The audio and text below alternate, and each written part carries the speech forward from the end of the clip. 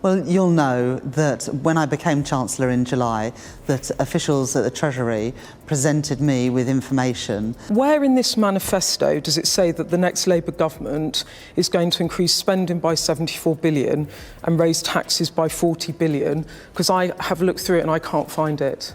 And thirdly, I've just finished this point, and thirdly, the previous government hadn't done a spending review that took us beyond this year. Picture this: Rachel Reeves, Labour's shadow chancellor, sitting across from Beth Rigby. The air is thick with tension as Rigby begins her questioning. Where in your manifesto did you mention a £40 billion tax increase? She asks. Reeves shifts uncomfortably, her eyes darting around the studio. Before we move on, I'd like to ask you a small favor. If you appreciate this content, please take a second to like this video and subscribe to the channel. Over 98% of you watch the videos without subscribing. It costs you nothing, but it makes a huge difference to us. So, did you click the subscribe button? Great, thank you so much. Now, back to the video. What follows is a political bloodbath. Reeves' carefully rehearsed answers fall flat as Rigby exposes one contradiction after another. By the end of the interview, it's clear that Labour's economic promises have been built on sand. But the real question is, how will this affect you, the average British voter? As Beth Rigby squared off against Rachel Reeves, the atmosphere crackled with tension. Rigby, armed with Labour's manifesto, fired the opening salvo. Where exactly does it mention a £40 billion tax increase? Where in this manifesto does it say that the next Labour government is going to increase spending by 74 billion and raise taxes by 40 billion? Because I have looked through it and I can't find it. That the previous government were overspending to the tune of £22 billion more than they had planned, but had not budgeted for infected blood and the Post Office Horizon scandal.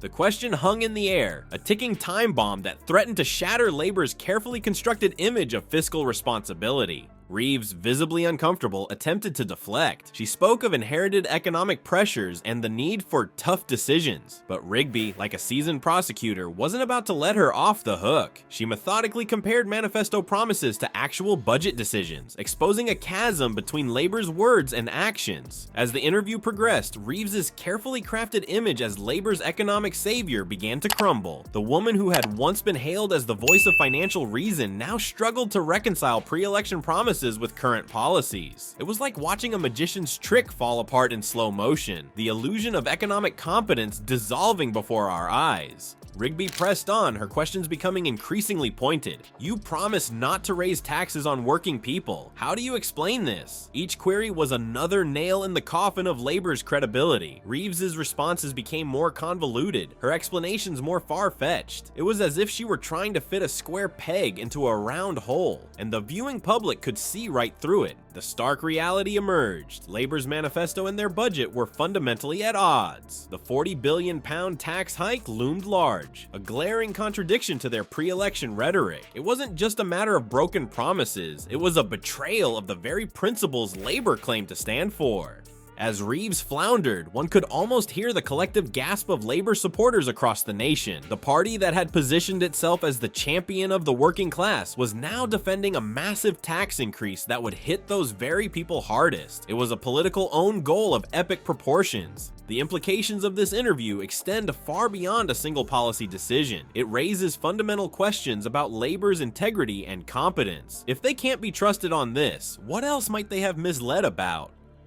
Well, you'll know that when I became Chancellor in July, that officials at the Treasury presented me with information, and inflation had put huge pressure on public spending.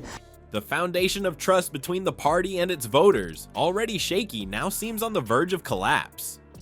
As the interview progressed, Reeves found herself caught in a web of her own making. Desperate to salvage Labour's reputation, she resorted to the oldest trick in the political playbook: blame the previous government. But Beth Rigby, ever the seasoned journalist, wasn't about to let her off the hook so easily. You keep mentioning the economic mess you inherited, Rigby pressed, her tone sharp and unrelenting. But where in your manifesto does it justify a £40 billion tax increase? The question hung in the air, exposing the glaring disconnect between Labour's promises and their actions. Reeves, visibly flustered, began parroting familiar talking points about fiscal responsibility and tough choices. But with each repetition, her words rang increasingly hollow. It was as if she was reading from a script that no longer made sense, even to herself. Rigby, armed with hard data and an unwavering commitment to the truth, systematically dismantled Reeves's defenses. She questioned the necessity and scale of the tax increases, highlighting Labour's pre-election commitment not to raise taxes on working people. The contradiction was stark, and Reeves's attempts to reconcile it grew increasingly desperate.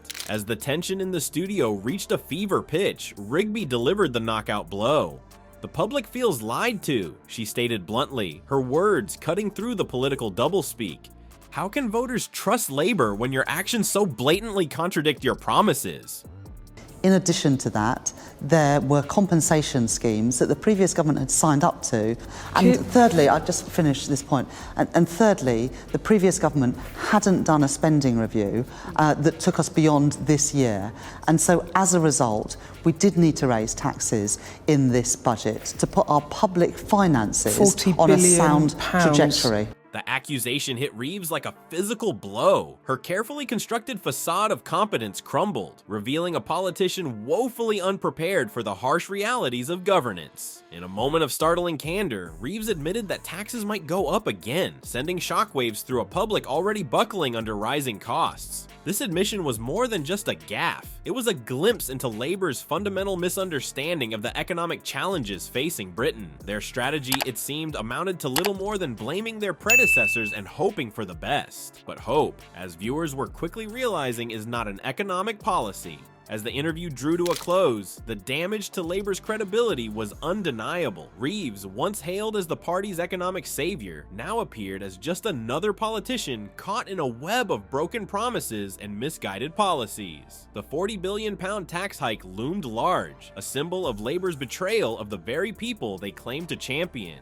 The fallout from Beth Rigby's savage takedown of Rachel Reeves is likely to reverberate through British politics for months to come. Labour's credibility has been shattered, exposing a fundamental disconnect between their lofty promises and the harsh realities of governance. The £40 billion tax hike stands as a stark symbol of broken trust, leaving voters grappling with a sense of betrayal and disillusionment. This interview serves as a stark reminder of the complexities inherent in political leadership. It's not just about making grand promises, it's about having the integrity and competence to follow through. Reeves's fumbling attempts to reconcile Labour's contradictions have left the party's entire economic platform in tatters. The question now is whether Labour can recover from this devastating blow to their reputation. As the dust settles, one thing is clear: the British public's trust in political promises has been severely tested. This debacle serves as a wake-up call for voters to demand greater accountability from their leaders. The consequences of this interview may well shape the political landscape for years to come.